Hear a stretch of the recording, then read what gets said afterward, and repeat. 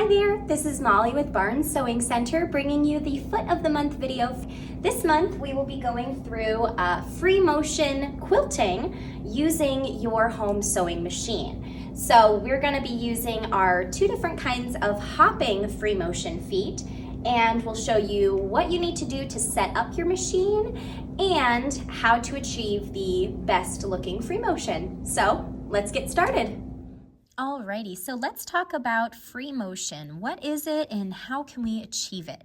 So free motion is a quilting style that basically allows us to move the fabric ourselves without the help of our feed dogs. So the feed dogs are the little teeth that grab onto the fabric, and you can kind of see mine here.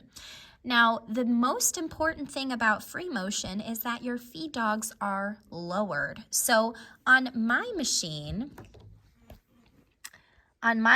here, I have a setting on my screen that allows me to turn on the free motion, and it will tell me I need that open toe presser foot, which is one of our styles of free motion feet. And that will also automatically lower my feed dogs for me. Now, some of you may have a feed dog at the side of your machine, or possibly even at the very back of your machine, back here. So wherever your feed dog lever is, or where you can raise and lower your feed dogs, you'll want to locate that first and lock those down so that they are no longer grabbing onto your fabric. Now, for free motion, there's going to be several different presser feet options. So this standard presser foot is going to be your hopping presser foot or your open toe. And this is going to work with most Brother Baby Lock machines. It may even have come with your machine. Now, you may also have a free motion foot that looks like this. So this is another version of a hopping free motion foot, and both of these are going to be easiest for beginners. So if you're just getting started with free motion, you'll want to track down your free motion presser foot or obtain one that has this little spring that allows it to hop up and down on your fabric as we quilt. So presser foot and feed dogs are the two main things that make it free motion. Now, once you have the correct presser foot on and you've lowered and locked your feed dogs, what we can do now is choose our stitch.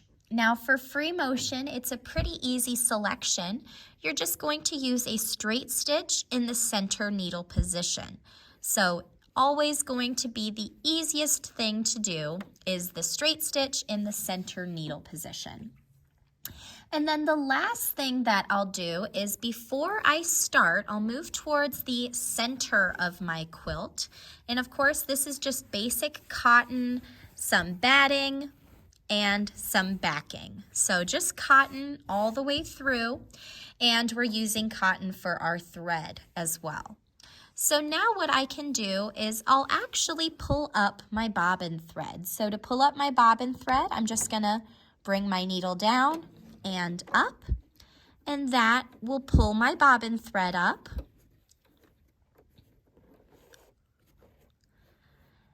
And the reason why you grab onto your bobbin thread is so that you can bury your tails later on. So just kind of the proper way to do things is to grab onto those tails. And when we get started, you'll want to get started at a speed that's most comfortable for you. So it may take a little bit of practicing to find your cruising speed, but we can go ahead and just get started with a little curve.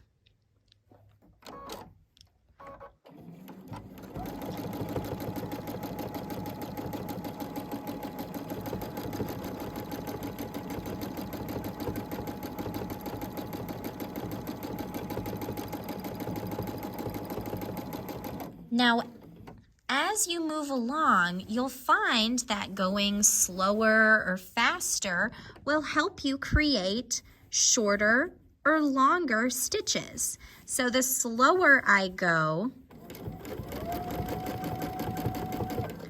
those stitches will be very long. There we go. And if I go very, very slow and don't move my fabric hardly at all,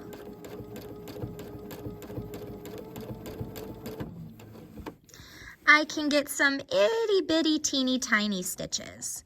So your stitch length is entirely up to you and how fast you're moving your quilt.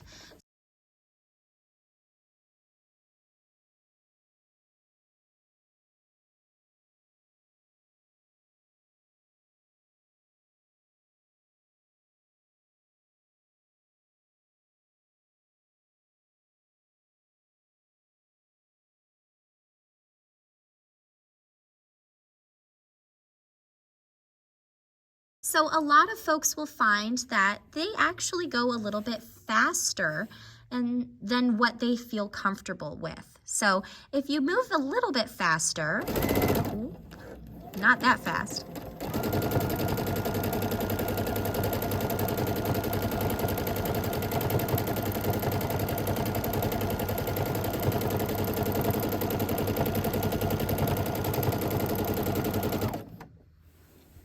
and we pivot around, you can see that at a faster speed, I was able to maintain a more consistent stitch length.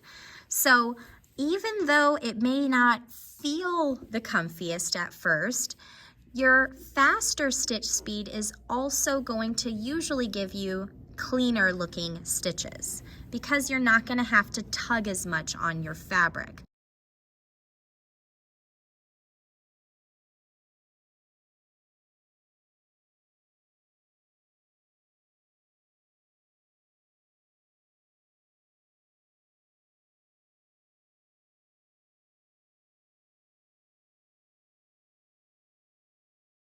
But that's all there is to it. It really is just practice.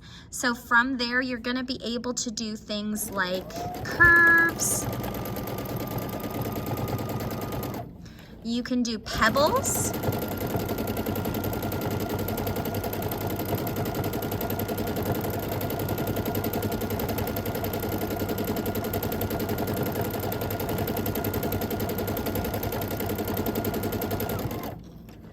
And you can practice all sorts of different shapes and fun different techniques that can really make your quilting stand out a little bit more.